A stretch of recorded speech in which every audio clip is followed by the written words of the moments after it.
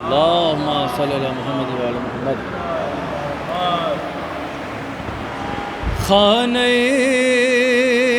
فاطمہ دیکھ لے، دین کا سلسلہ دیکھ لے، اور اس کی قسمت سنور جائے گی گر کوئی کربلا دیکھ لے۔ ہاں گر کوئی کربلا دیکھ لے، اس کی قسمت سنور جائے گی گر کوئی کربلا دیکھ لے، گر کوئی کربلا دیکھ لے۔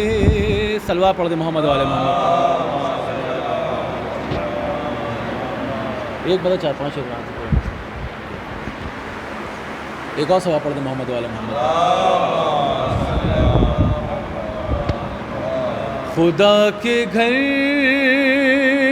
میں علی انقلاب لے آئے، خدا کے گھر میں علی انقلاب لے آئے۔ ارے جہاں چراغ نہ تھا آفتاب لے آئے، جہاں چراغ نہ تھا آفتاب لے آئے۔ اور حالات حاضرہ پہ شرح کروں، خاص طور سے ہم پائیں کہ ہمیشہ دشمن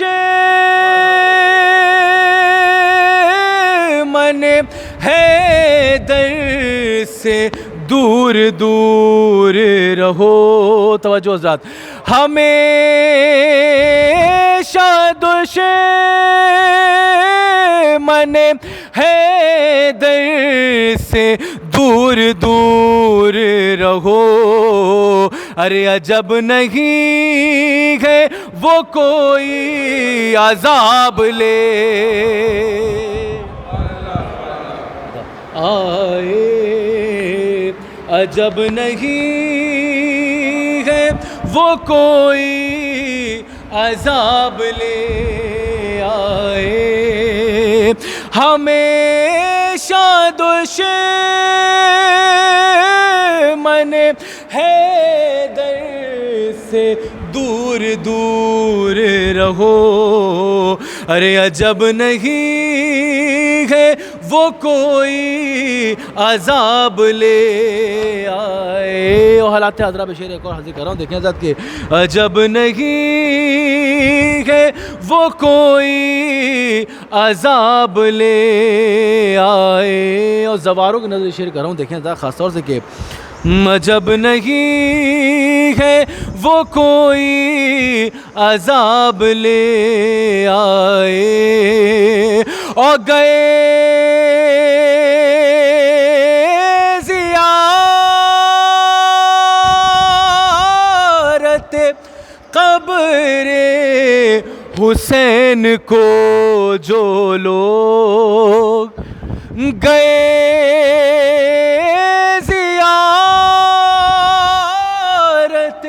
قبر حسین کو جو لوگ، ارے ہر ایک گام پہ حج کا ثواب لے آئے، ہر ایک گام پہ حج کا ثواب لے آئے، اور کتاب سے نہ ہوئی مات جب نصارا کو نبی خلاصہ کتاب لے آئے ادب آئے نبی خلاصہ کتاب لے آئے. آخری شعر مولانا عباس کے حوالے سے حاضر کر رہا ہوں, یہ بھی دیکھیں ذات کہ نبی خلاصہ کتاب لے آئے اور جہاں میں کوئی علی کا جواب لا نہ سکا. بہت توجہ ذات. جہاں میں کوئی علی کا جواب لا نہ سکا مگر علی ہی خود اپنا جواب لے.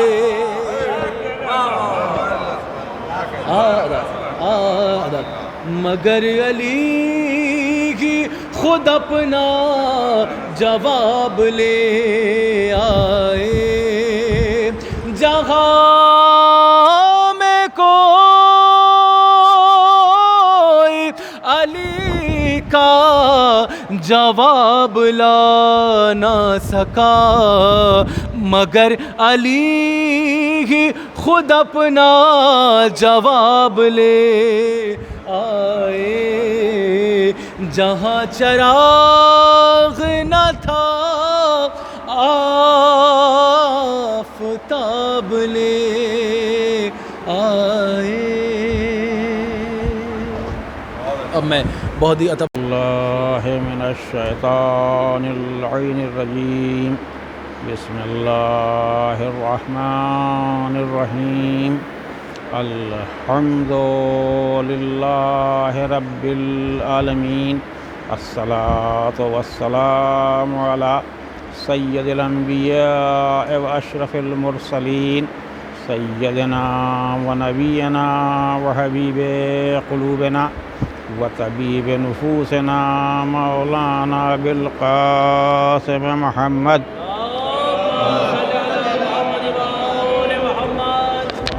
الطیبین الطاہرین المعصومین ولعنۃ اللہ علی اعدائہم اجمعین من یومنا ھذا الی قیام یوم الدین. اما بعد فقد قال اللہ تبارک و تعالی فی کتابہ المبین. بسم اللہ الرحمن الرحیم. انما ولیکم اللہ ورسولہ والذین آمنوا الذین یقیمون الصلاۃ ومما وهم راکعون. صلوات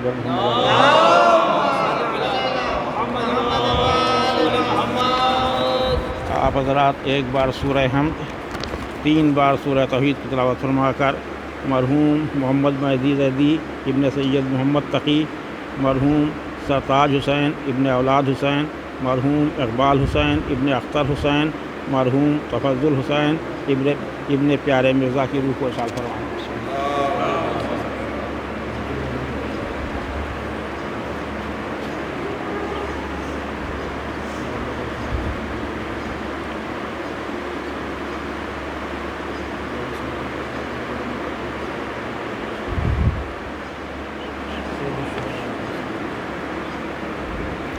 محمد مہدی ابن محمد تقی, سرتاج حسین ابن اولاد حسین, اقبال حسین ابن اختر حسین, تفضل حسین ابن پیارے مرزا.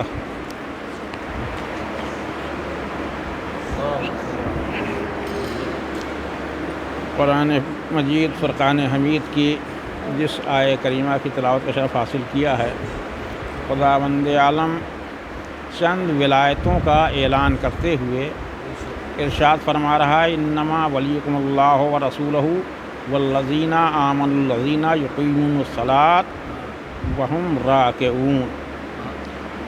بس تمہارا ولی اللہ. دیکھیے اس آیہ کریمہ میں اللہ نے سب سے پہلے لفظ انما رکھا جو صیغہ حصر ہے.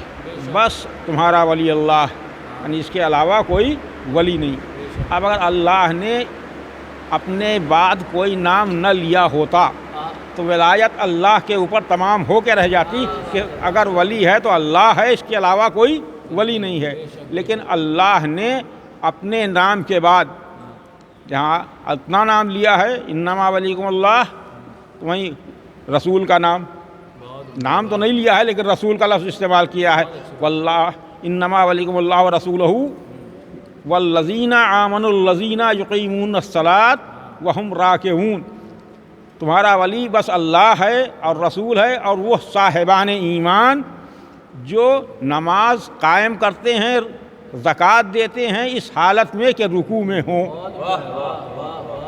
دیکھیے اللہ نے 3 ولایتوں کا اعلان کیا ہے، جہاں اگر اس دنیا کو دیکھا جائے تو دنیا میں اتنے ولی ملیں گے جس کی انتہا نہیں۔ ہر گلی میں ولی نظر آئے گا، ہر کوچے میں ولی نظر آئے گا، ہر بازار میں ولی نظر آئے گا۔ وہیں اللہ نے ولایت کو پہچاننے کی ایک کسوٹی دے دی ہے، ایک معیار بتا دیا ہے کہ دیکھو اگر کوئی ولایت کا دعویٰ کرے تو تم اس معیار پر پرکھ لینا کہ اللہ و رسول کے بعد تمہارا ولی کون ہے۔ اور معیار کیا دیا ہے؟ نماز قائم کرنے والا ہو، زکوٰۃ دینے والا ہو، گھر میں بیٹھ کے نہیں، سر راہ بیٹھ کے نہیں، رکوع کرتے ہوئے ہو اور زکوٰۃ دے رہا ہو۔ تو گویا ایک معیار بتا دیا ہے اللہ نے ولایت کے پرکھنے کا۔ اگر اللہ چاہتا تو نام لے سکتا تھا، بھئی جہاں اپنے لیے اعلان کیا تھا، رسول کے لیے اعلان کیا تھا، وہیں تیسری ولایت کا نام لے لیتا کہ تمہارا ولی فلاں ہے۔ لیکن اللہ نے فلاں فلاں نہیں کہا، کسی کو ولی نہیں بنایا، بس ایک صفت بتا دی ہے کہ دیکھو ہم نام نہیں لے رہے ہیں، صفت سے کے ذریعے تم پہچان لو۔ اس لیے کہ شاید اللہ نے یہ سوچا ہو کہ اگر نام لے لیں تو کہیں ایسا نہ ہو کہ کسی زمانے میں نام ہٹا دیا جائے یا کوئی اور نام داخل کر دیا جائے، لہذا اللہ نے تیسرا نام نہیں لیا، سیدھے سے ایک صفت رکھ دی ہے کہ دیکھو اس صفت پر پرکھ کے دیکھ لینا، اگر پورا اتر رہا ہے۔ اچھا صفت یہ ہے نماز قائم کرنے والا ہو۔ دیکھیے نماز کا پڑھنا اور ہے، نماز کا قائم کرنا اور ہے۔ بھائی نماز تو ہم بھی پڑھتے ہیں، آپ بھی پڑھتے ہیں، تمام مسلمان نماز پڑھتے ہیں، تو کیا ہر مسلمان کا نماز پڑھنا نماز کا قائم کرنا ہوگا؟ تو نماز قائم کرنے والا ہو، زکوٰۃ دینے والا ہو، اس حالت میں کہ رکوع میں ہو۔ اچھا یہ آیت نازل کب ہوئی؟ شان نزول جب تک نہ معلوم ہو تو پتہ ہی نہیں چل سکتا کہ اللہ کس کے سر پر تاج ولایت رکھ رہا ہے۔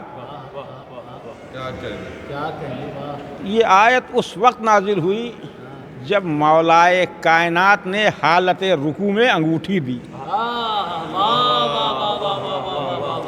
اور دیکھیے انگوٹھی گئی لیکن ابھی آیت نازل نہیں ہوئی۔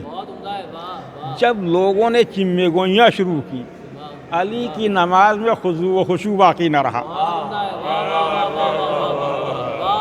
اس لیے کہ غیر اللہ کی آواز سن لی، غیر اللہ کا دھیان آ گیا، اور غیر اللہ کا دھیان آنا نماز میں نماز کو باطل کر دیتا۔ اب بڑی مشکل ہے، لیکن کیا جائے کہ جو یہ کہتے ہیں کہ علی کی نماز میں خضوع و خشوع باقی نہیں رہا، اس لیے کہ غیر اللہ کا دھیان آ گیا۔ غیر اللہ کا دھیان آ جائے تو نماز، انہی کی کتابیں یہ کہہ رہی ہیں کہ اگر گدھے کا دھیان آ جائے تو نماز صحیح۔ اب میری سمجھ میں نہیں آتا کہ گدھوں کو گدھا ہی ملے گا۔ صلوات پڑھیں محمد والے محمد۔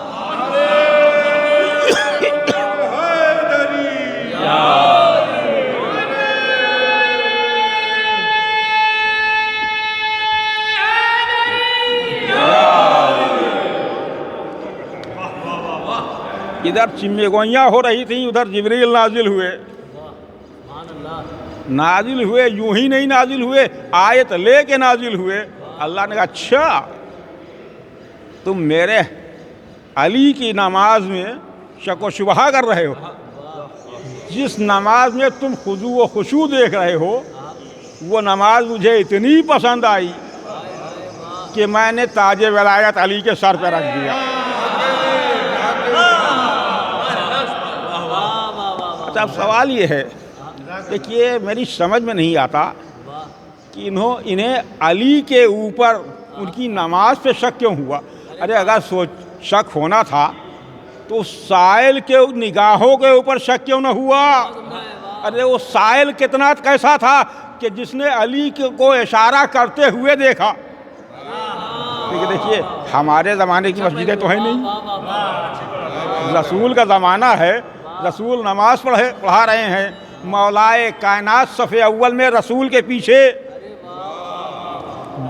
سائل در مسجد پر وہاں سے سوال کر رہا ہے، ادھر اشارہ ہو رہا ہے، انگوٹھی جا رہی ہے۔ اچھا اگر علی نے پہلی ہی مرتبہ اشارہ کر دیا ہوتا تو شاید میں بھی یہ کہتا کہ ہاں علی کی نماز میں خضوع خشوع باقی نہیں رہا۔ لیکن دیکھیے صفت تو یہ، پہلی بار سائل نے سوال کیا کوئی اشارہ نہیں، دوسری بار سوال کیا کوئی اشارہ نہیں، اب سائل نے انداز بدلا، پالنے والے تیرے در سے۔ میں کہوں گا علی کی نماز میں شک کرنے والوں، میرے علی نے تمہارے خدا کی خدائی کو بتایا۔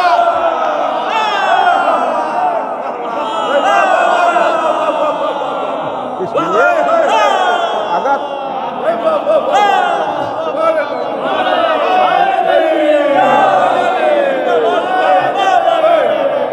اگر مولا انگوٹھی نہ دیتے تو شاید مدینے کے گلی کوچوں میں کہتا ہوا پھرتا اللہ کے گھر سے۔ اگر اعتراض کرنا ہے تو سائل کی نگاہ پہ کیجئے، کیوں نہ کسی اور کے ہاتھ سے لے گیا۔ لیکن شاید سائل جانتا تھا کہ غنی ہیں تو بہت، لیکن دام کے غنی ہیں۔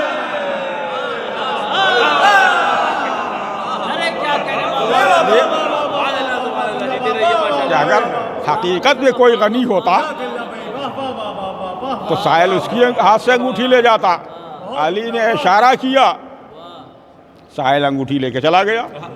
اچھا اب تیسری مرتبہ دیکھیے، سب سے پہلی چیز جب انسان نماز میں ہوتا ہے تو اللہ کے سامنے، اللہ کے دربار میں ہے۔ تو ایک مثال کے ذریعے تاکہ بچے جو ہیں ان کے بھی سمجھ میں آ جائے، فرض کیجئے کہ آپ مجسٹریٹ کے پاس بیٹھے ہوئے ہیں اور میں باہر سے آواز دوں اور آپ نے نہ سنا، نہ توجہ کی تو کوئی اعتراض نہیں ہوگا۔ لیکن اگر میں اس مجسٹریٹ کو مخاطب کروں اور آپ میری بات کو سن لیں تو کوئی اعتراض کی گنجائش نہیں، اس لیے کہ آپ جس کی بزم میں تھے میں نے اسے مخاطب کیا ہے، تو بس اللہ کو مخاطب کر رہا ہے سائل، کسی آئرے غیرے سے نہیں کہہ رہا ہے، اللہ سے کہہ رہا ہے، پالنے والے تیرے در سے۔ سائل نے اللہ کو مخاطب کیا، اذن اللہ نے سنا، ید اللہ نے اشارہ کیا، سائل انگوٹھی لے کے چلا گیا۔ صلوات پڑھیں محمد والے محمد۔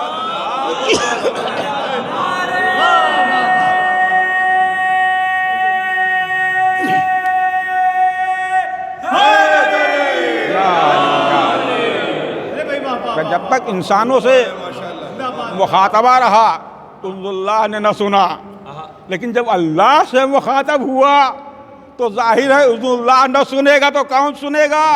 ید اللہ نہ دے گا تو اللہ سے مانگنے والے کو ملے گا کیسے؟ مانگیں گے اللہ سے، دے گا ید اللہ۔ اب سائل انگوٹھی لے کے گیا، ادھر سے اللہ نے تاج ولایت مولائے کائنات کے سر پہ رکھا۔ میں کہوں گا پالنے والے، اگر علی کو ولی بنانا ہی تھا تو بہت سے اہم موقع تھے، کسی موقع پہ بنا دیا ہوتا۔ سب سے پہلا موقع دعوت ذو العشیرہ، اگر علی نہ ہوتے تو رسول کی آواز پر لبیک کہنے والا نہ تھا، لیکن وہاں اللہ نے تاج ولایت نہیں عطا کیا۔ اچھا پالنے والے، اگر یہاں نہیں اس خطرناک رات میں جب علی چادر رسول اوڑھ کر کھچی ہوئی تلواروں میں آرام کی نیند سو رہے ہیں، تو نے نفس تو خرید لیا لیکن تاج ولایت نہ رکھا. تو شاید آواز قدرت ہے، نادان تجھے نہیں معلوم، میں مناسب وقت کا انتظار کر رہا تھا. نہ کسی جنگ میں نے علی کو ولی بنایا. ولی بنایا اس وقت جب دوہرے حقوق ادا ہو رہے ہیں. حق الناس بھی ادا ہو رہا ہے، حق اللہ بھی ادا ہو رہا ہے، نماز بھی ہو رہی ہے، زکوٰۃ بھی ادا ہو رہی ہے. اس وقت میں نے ولایت کا تاج رکھا.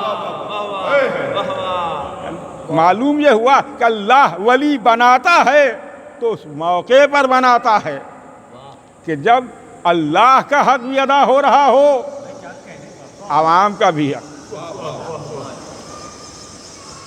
اب اسے کیا جائے؟ دیکھیے بڑی مشکل ہے کہ اعتراض ہو جاتا ہے ہم لوگوں پر کہ صاحب انبیاء سے بڑھا دیتے ہیں. ارے میں کیا کروں، اللہ نے جسے بڑھایا ہو اسے میں کہاں سے گھٹا دوں؟ ذرا آپ نے کبھی یہ سوچا کہ یہ انگوٹھی تھی کون؟ ارے یہ وہی انگوٹھی تھی کہ جس کی طاقت و قوت پر سلیمان حکومت کیا کرتے تھے. میرے مولا نے بتا دیا کہ جس انگوٹھی کے ذریعے اس کائنات پر سلیمان حکومت کرتے تھے، علی کی نگاہوں میں وہ انگوٹھی. صلوات پڑھیں محمد و آل محمد.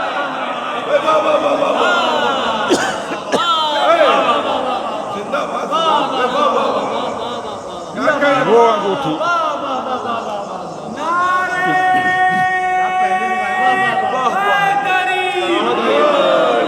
تو گویا مولا نے صرف انگوٹھی نہیں دی، پوری سلیمان کی حکومت دے دی. ارے علی کے در پہ آ کے دیکھو تو اگر سچے دل سے مانگو گے تو کیا نہ ملے گا. یہ وہ در ہے کہ جہاں سے آج تک کوئی خالی ہاتھ پلٹا ہی نہیں ہے. مولائے کائنات ظاہر کون برابری کر سکتا ہے. چنانچہ مولائے کائنات کے سامنے کسی نے حاتم کی تعریفیں شروع کر دی. صاحب اتنا سخی تھا کہ 40 دروازوں سے دیتا تھا. جیسے اس نے یہ کہا، مولا نے مسکرا کے کہا کہ اگر سخی تھا تو 40 دروازوں پر لے جانے کی ضرورت کیا تھی؟ ایک ہی دروازے سے اتنا دے دیتا کہ 40 پہ جانے کی ضرورت ہی نہ پڑتی. تو یہ وہ سخی ہے کہ ایک در سے لے جاؤ، اتنا لے جاؤ کہ ضرورت ہی نہ پڑے.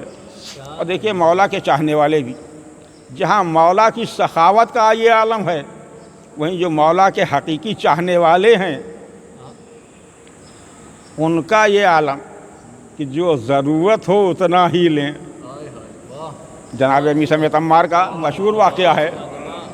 کچھ مقروض ہو گئے تھے، مولا سے آ کے کہا مولا مقروض ہو گیا ہوں. اچھا سلمان جاؤ، میثم جاؤ فلاں پہاڑ پہ چلے جاؤ اور کہنا علی نے حکم دیا ہے سونے کا ہو جاؤ.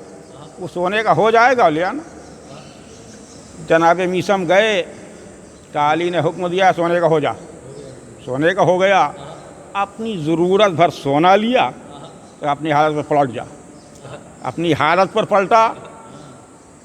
میثم آئے، فروخت کیا، قرضہ ادا کیا. اب دوسرے روز جو مولا آئے دکان پہ تو دکان کی وہی حالت. کہ میثم گئے نہیں تھے؟ کہ مولا گیا تھا. کہ پھر لائے نہیں؟ کہ لایا تھا. کیوں؟ پھر یہ کیا حال؟ کہ مولا بس اتنا لے لیا تھا جتنے کی ضرورت تھی، اس لیے کہ زیادہ لے کے کیا کرتا، جس کا آپ جیسا مولا ہو.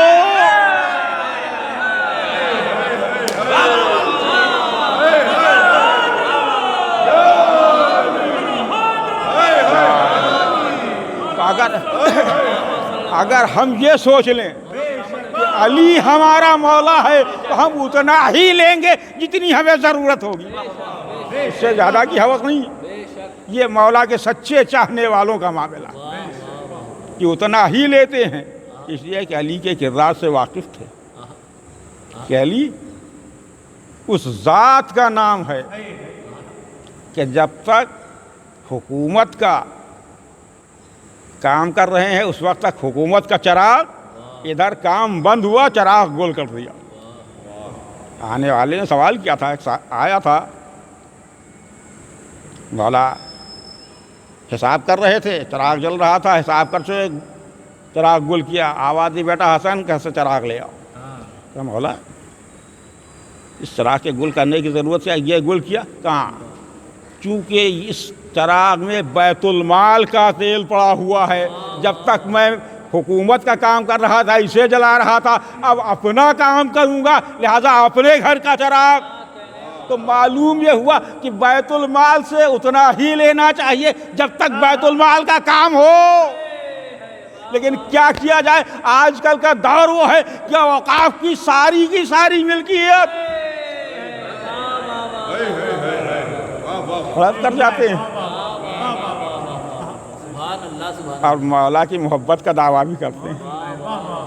یہ میں تو اکثر کہا کرتا ہوں کہ دو چیزیں ایک ساتھ جمع نہیں ہو سکتی، ایک اہل بیت کی محبت، دوسرے برائیاں، دونوں ایک ساتھ جمع نہیں ہو سکتی، اس لیے کہ اہل بیت کی ذوات مقدسہ وہ ہیں کہ جہاں رجس پہنچ نہیں سکتا، رجس ہے ان سے دور، تو جو اہل بیت سے دور ہو وہ ہے رجس، جو اہل بیت سے نزدیک ہو وہ ہے پاکیزہ۔ ہم اپنے نفسوں کی پاکیزگی کا ثبوت دیتے ہیں ان کی محفلوں مجلسوں میں آ کے کہ ہماری ماں نے کوئی خیانت نہیں کی ہے۔ اس لیے کہ اہل بیت کی محبت ہر دل میں نہیں آ سکتی، ان کی محبت اسی دل میں آئے گی جو پاک و پاکیزہ ہوگا۔ اس لیے کہ یہ محبت وہ محبت ہے کہ جو گناہوں کو اس طرح کھا جاتی ہے جیسے آگ لکڑی کو، یہ اہل بیت طاہرین کی۔ دیکھیے اہل بیت کے سلسلے میں، فضائل اہل بیت کے سلسلے میں امام شافعی نے ایک جملہ کہا ہے کہ اہل بیت تمہاری فضیلت کے لیے یہی کیا کم ہے کہ اگر نماز میں تم پر درود نہ پڑھا جائے تو نماز قابل قبول نہیں۔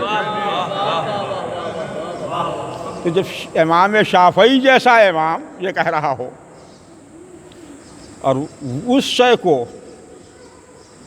جس کی قبولیت پر ہمارے اعمال کی قبولیت کا انحصار ہے، اگر رسول اسلام کا خود ارشاد ہے الصلاۃ عمود الدین ان قبلت ما قبلت سواہا و ان ردت ما ردت سواہا، نماز دین کا ستون ہے، نماز قبول ہو گئی تو تمام اعمال قبول کر لیے جائیں گے، نماز رد تو تمام اعمال رد۔ تو جس نماز پر تمام اعمال کے قبولیت کا دار و مدار ہے، اس نماز کے لیے امام شافعی کہہ رہے ہیں کہ اگر آل محمد پر درود نہ پڑھا جائے تو نماز قابل قبول نہیں۔ اب پہچانیے ان ذوات مقدسہ کو، لیکن کیا کیا جائے کہ لوگوں نے اہل بیت طاہرین کو نہیں پہچانا۔ تو یہ اگر پہچانا ہوتا تو بعد رسول اسلام اہل بیت طاہرین پر ظلم کے پہاڑ، اور سب سے زیادہ مظالم اس ذات مقدس پر جسے رسول اپنے کاندھوں پر بٹھا کے، جس کا رونا رسول کو گوارا نہ تھا۔ اور یہ صرف میں یوں ہی نہیں کہہ رہا ہوں کہ رسول کو گوارا نہ تھا، بلکہ خود جناب ام سلمہ ناقل ہیں ایک روز رسول اسلام ام سلمہ کے یہاں تشریف لائے۔ ام سلمہ سے کہا اے ام سلمہ میں حجرے میں جا رہا ہوں، حجرے میں کسی کو آنے نہ دینا۔ رسول حجرے میں گئے، دروازہ بند، ابھی تھوڑی دیر گزری تھی، امام حسین علیہ السلام تشریف لائے۔ نانی سے سوال کیا، میرے نانا کہاں؟ اب بڑی مشکل تھی جناب ام سلمہ کے لیے، اگر بتا دیں تو نافرمانی رسول اسلام، نہ جانے دیں تو یہ اندیشہ ہے کہ کہیں حسین رو نہ دے۔ اور سلمہ جانتی تھی کہ رسول کو حسین کا رونا گوارا نہیں۔ ابھی جناب سلمہ نے کوئی جواب نہ دیا تھا کہ حجرے سے آواز آئی، سلمہ میرے لال کو آنے دو۔ امام داخل حجرہ ہوئے، تھوڑی دیر گزری تھی کہ سلمہ کے کانوں میں رسول کے رونے کی آواز۔ جب رونے میں تخفیف ہوئی، سلمہ نے اجازت لی، داخل حجرہ ہوئی تو دیکھا کہ نواسہ رسول سینہ رسول پر بیٹھا ہوا، ریش مقدس رسول سے کھیل رہا، اور رسول کی آنکھوں سے زار و قطار آنسو۔ جناب سلمہ نے ہاتھوں کو جوڑا، یا رسول اللہ یہ خوش ہونے کا موقع ہے، رونے کا کیا مقام؟ رسول اسلام نے فرمایا سلمہ ابھی جبریل آئے تھے، انہوں نے مجھ سے سوال کیا، یا رسول اللہ کیا آپ حسین کو بہت چاہتے ہیں، حسین سے بہت محبت کرتے ہیں؟ میں نے کہا بے شک میں حسین سے بہت محبت کرتا ہوں۔ سلمہ جبریل نے بتایا ہے کہ میرا لال حسین کربلا کے میدان میں 3 دن کا بھوکا پیاسا امت کے ہاتھوں شہید کیا جائے گا۔ اے سلمہ یہ خاک کربلا جبریل دے گئے ہیں، اے سلمہ اسے ایک شیشے میں محفوظ کر کے رکھ لو، دیکھو جب تک یہ خاک رہے سمجھنا میرا لال حسین زندہ ہے، لیکن جب یہ خاک خون میں تبدیل ہو جائے تو سمجھ لینا میرا لال حسین کربلا کے میدان میں شہید کیا۔ یہاں تک کہ وقت گزرا، وہ وقت آیا کہ امام نے سفر غربت اختیار، جس وقت جناب سلمہ کو معلوم ہوا ہے، جناب سلمہ آئیں، میرے لال کہاں کا ارادہ؟ نانی عراق کی طرف جا رہا، میرے لال عراق کی طرف نہ جا، میں نے تیرے نانا سے سنا ہے کہ تجھے وہاں بھوکا پیاسا شہید کیا جائے گا۔ امام نے فرمایا نانی مصلحت پروردگار یہی ہے۔ اس کے بعد آپ نے پڑھا کہ نانی کیا آپ اس جگہ کی زیارت کرنا چاہتی ہیں؟ کہا ہاں میرے لال مجھے اس جگہ کی زیارت کرا دے۔ امام نے 2 انگلیاں اٹھائیں، اے نانی اس کے درمیان دیکھ۔ اس کے بعد امام نے ہاتھ بڑھایا، ایک مشت خاک اٹھائی، جناب سلمہ کو دی، اے نانی یہ خاک بھی اسی خاک کے ساتھ سے شیشے میں کر کے رکھ لیجئے، جب تک یہ دونوں خاک رہیں سمجھ لینا کہ میں زندہ ہوں، جب یہ خاک خون میں تبدیل ہو جائے سمجھ لینا مجھے شہید کر دیا گیا۔ چنانچہ امام نے سفر غربت اختیار کیا۔ جناب سلمہ کا دستور یہ تھا کہ ہر نماز کے بعد ان شیشوں کو دیکھتی تھیں، خاک کو اصلی حالت میں دیکھ کر دل کو سکون ہو جاتا تھا کہ ہاں میرا لال حسین زندہ ہے۔ یہاں تک کہ محرم کا چاند نمودار ہوا، دل کی الجھنیں بڑھنا شروع ہوئیں، لیکن خاک کو اس کے حالت پر دیکھ کر سکون ہو جاتا تھا، یہاں تک کہ صبح عاشورہ نمودار ہوئی۔ ادھر بازار شہادت گرم ہوا، ادھر عصر کا وقت تھا کہ جناب سلمہ کی آنکھ لگ گئی۔ جناب سلمہ نے خواب میں کیا دیکھا؟ رسول اسلام سرو پا برہنہ، سر پر خاک پڑی ہوئی، 2 ہاتھوں میں خون آلود شیشے لیے ہوئے زار و قطار روتے ہوئے چلے آ رہے ہیں۔ جناب سلمہ نے عالم رویا میں ہاتھوں کو جوڑا، یا رسول اللہ یہ آپ کی کیا حالت دیکھ رہی ہوں؟ رسول اسلام نے فرمایا اے سلمہ میں کربلا کے میدان سے آ رہا ہوں، میرا لال حسین کربلا کے میدان میں اپنے عزیز و انصار کے ساتھ 3 دن کا بھوکا پیاسا شہید کیا گیا۔ یہ خواب ہولناک دیکھ کر جناب سلمہ بیدار ہوئی۔ اب جو ان شیشوں کو دیکھا جن میں خاک کربلا رکھی ہوئی تھی، اب وہ خاک نہیں تھی بلکہ خون تازہ جوش مار رہا تھا۔ یہ دیکھنا تھا کہ سلمہ نے ایک آواز بلند کی، واہ حسینہ، واہ حسینہ کی آواز کا بلند ہونا تھا۔ ایسا محسوس ہو رہا تھا کہ مدینے کے در و دیوار سے واہ حسینہ کی آواز۔ الا لعنۃ اللہ علی القوم الظالمین وسیعلم الذین ای ظلموا منقلب ینقلبون انا للہ و انا الیہ۔ ایک بار سورہ ہم 3 بار سورہ توحید کی تلاوت فرما کر میں نام بتا دوں گا، آپ سال فرمائیں۔